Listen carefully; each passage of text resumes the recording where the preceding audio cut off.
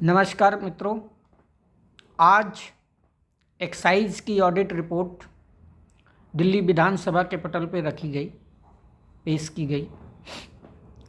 इसके सात चैप्टर में 2017 से 2021 तक की जो पुरानी एक्साइज पॉलिसी है उसके बारे में विस्तार से दिया गया है, और एक चैप्टर नई जो आम आदमी पार्टी ने इम्प्लीमेंट करना चाहा था उस पॉलिसी के बारे में दिया गया है। दिल्ली सरकार ने पुरानी एक्साइज पॉलिसी को, खामियों और भ्रष्टाचार को दिल्ली वालों के सामने रखा था। उस पॉलिसी के तहत हरियाणा और यूपी से अवैध शराब लाई जा रही थी, यानी अवैध तरीके से शराब को स्मगल किया जा रहा था। इस रिपोर्ट ने हमारी उस बात पर मुहर लगाई है।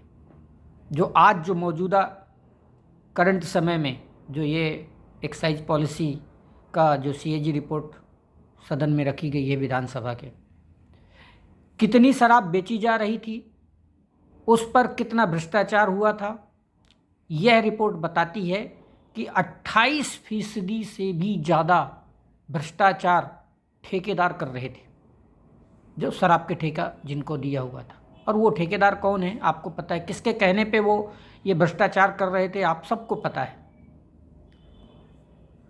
और जो पैसा दलालों की जेब में जा रहा था, यह रिपोर्ट बताती है कि शराब की ब्लैक मार्केटिंग हो रही थी। और सब जानते हैं, पूरा देश नहीं पूरी दुनिया में ये जग जाहिर है कि ये भारतीय जनता पार्टी, भारतीय जनता पार्टी वाले इस शराब के कमाई पर अपना साम्राज्य चला रहे हैं। और वो शराब के ठेके भी इन्हीं लोगों के थे। शराब के ठेकेदारों ने गलत तरीके से जो कॉस्ट प्राइस होती है, यानी कॉस्ट प्राइस, उसको कैलकुलेट करके मुनाफा कमाया। यह रिपोर्ट उसी बात को दोहरा रही है जो हमने बहुत पहले ये बात कही थी कि पुरानी पॉलिसी से दिल्ली के लोगों को घाटा हो रहा है। आप चाहें तो उस दौरान के मनीष सिसोदिया जी के, आतिशी जी के, सीएम केजरीवाल साहब के, जो निवर्तमान समय में मुख्यमंत्री थे, उस समय के वो सारे इंटरव्यू आप खोल के देख सकते हैं, उनके प्रेस कॉन्फ्रेंसेस देख सकते हैं और उनके वक्तव्य आप देख सकते हैं। तो यह पॉलिसी यह स्पष्ट करती है कि आम आदमी पार्टी सरकार ने पुरानी पॉलिसी हटाने का जो फैसला लिया था वो एकदम सही फैसला था। अब 8वें चैप्टर पे क्या लिखा है वो आप समझ लीजिए, बड़े मज़ेदार चीज़ लिखी हुई है। 8वें चैप्टर में यह रिपोर्ट कहती है कि नई पॉलिसी में ट्रांसपेरेंसी थी, ब्लैक मार्केटिंग रोकने के तौर तरीके थे, और इसके जरिए दिल्ली के खजाने में, यानी जो दिल्ली सरकार के खजाने की बढ़ोतरी होने वाली थी, यानी आमदनी होने वाली थी।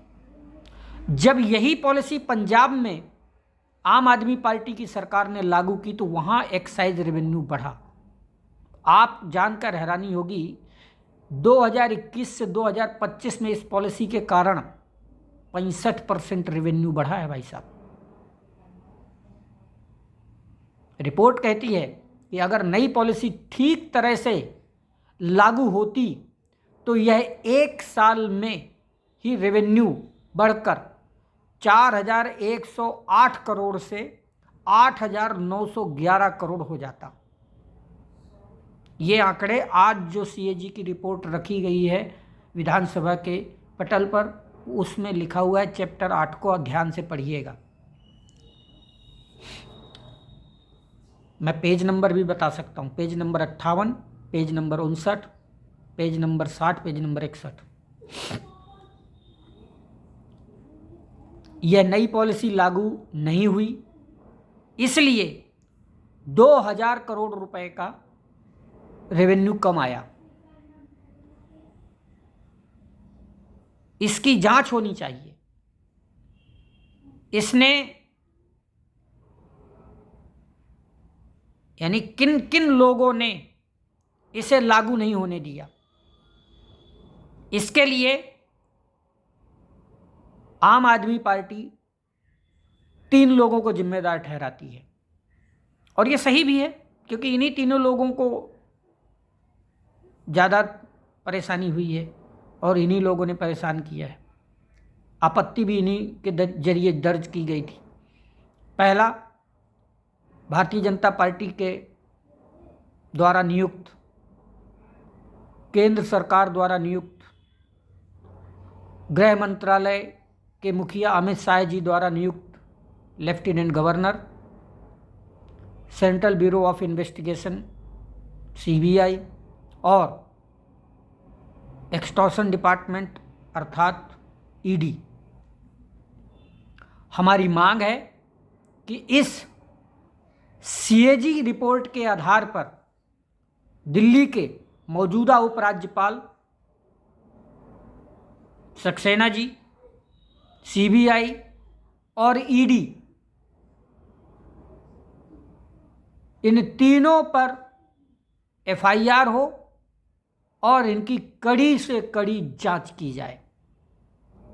हमारी एक और मांग है, जो 20,000 करोड़ के मामले की जांच है जो अमेरिका ने इनके मित्र अडानी पर लगाया है, उस 20,000 करोड़ के घोटाले की जांच हो और जो अपराधियों उन्हें सजा दी जाए।